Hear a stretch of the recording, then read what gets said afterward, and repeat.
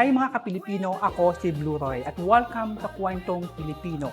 Ang bawat kwento ay may pinagmumulan at ang bawat tao ay may pinaguhugutan at ang Pilipino ay natatangi sa buong mundo. Welcome sa Kwentong Pilipino. Sa pagpasok natin sa ikalawang taon, abangan ang mga susunod na mga kabanata. Paano ba mag-handle ng kabiguan sa pag-ibig ang isang Magdalena? Ibig mong sabihin anong Paano mo na isasalba ang sarili mo na muli ay babangon ako mula sa pagkabigo sa pag-ibig? oo, gano'n 'pag ganyan. Lahat naman tayo 'di ba kapag naging failed sa pag-ibig ganyan, wala namang instance na paggising mo, "Here I am again, ready to face the" English. Siyempre pagdadaan natin kailangan mong pagdaanan. Hindi mo puwedeng 'di ba halimbawa nasaktan ka ngayon, ay bukas no. Kailangan i-embrace mo, yakapin mo yung pait, yung kirot kasi do'n ka maging matibay, eh. Yun, kasi kapag sinabi mo nasaktan ka ngayon pagkabukas no, okey na ako. Hindi ako maniniwala, Gaano ka gano'n. nakatagal dito sa Manila? Akala ko sa mundo. Gaano ka gaano ka nakatagal dito naninirahan sa Manila? Mahigit mahigit 25 years, ganyan. Sa 25 taong na pananatili mo sa Manila, ano ang nagbago sa pagkatao mo? Nagbago when it comes to yung physical at saka sa loob. Emotional mo, physical mo, Sa pananaw mo sa buhay?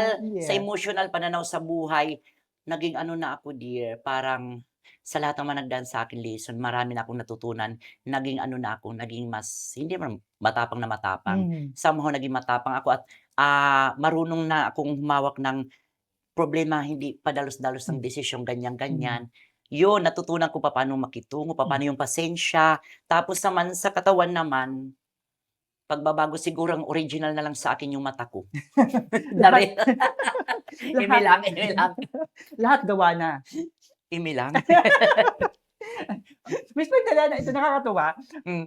Sa kabila na kapag may pinagdadaanan ka na problema sa personal mo na buhay, kapag nag-iisa ka, paano mo binabalik ang sarili mo na kailangan mong mabuhay sa mundo kahit malungkot ka? Ako kasi kapag naisip ko malungkot ako, may problema, parang bumibili ako ng lubid, charing, eme lang. 'Pag nag-iisa ako siyempre alam mo ba, hindi ayoko na yung the way ako mag-iinom ako mag-isa. As in mag-iinom ako mag-isa kas siyempre ganyan, imot-imot ang lola mo katapos kailan bukas, wala ng kailan ganyan yun dahan-dahan. Kasi wala naman, hindi ko alam sariling opinyon ko lang 'to, wala namang ibang iintindi sa sarili mo kung hindi ka muna. Intindihin mo muna yung sarili mo, kasi 'pag naintindi mo, maintindihan ka ng tao. Kasi alam naman hindi ko alam kung totoo 'to. 'Pag nagkuwento ka kasi andiyan yung iba pakikinggan ka lang, pero gagawin ka lang talagang pulutan. May mga taong papakinggan ka lang, ganyan-ganyan. Walang So emosyon. oo, so ikaw muna, yun ang natutunan ko talaga. So ako, parang piling-pili lang. Okey. Miss Magdalena, paano mo masasabi na ang isang Magdalena ay masaya na? Paano nakikita ng mga taong nakapaligid sa'yo, Ay hindi mga pa nakakasama no, mo? hindi ko masasabi kasi hindi naman ako totally masaya, may kulang pero wag na lang. Hmm, Oo. Wag na natin pag-usapan ang kulang. Kung ano Pero na may lang kulang. yes. Hindi sabing masaya na masaya pero Hmm, hindi yung fulfillment, "Ay masaya ako hmm, hindi. mhm. Hindi naman ako robot, may feeling naman ako. Anong pakiramdam na maraming humahanga sa'yo? Siyempre, Diyos ko maging plus ako 'pag sinabi kong pinangarap ko ha, ewan ko yung mga ibang sasabihin na, okey lang ako pinangarap na ganyan-ganyan.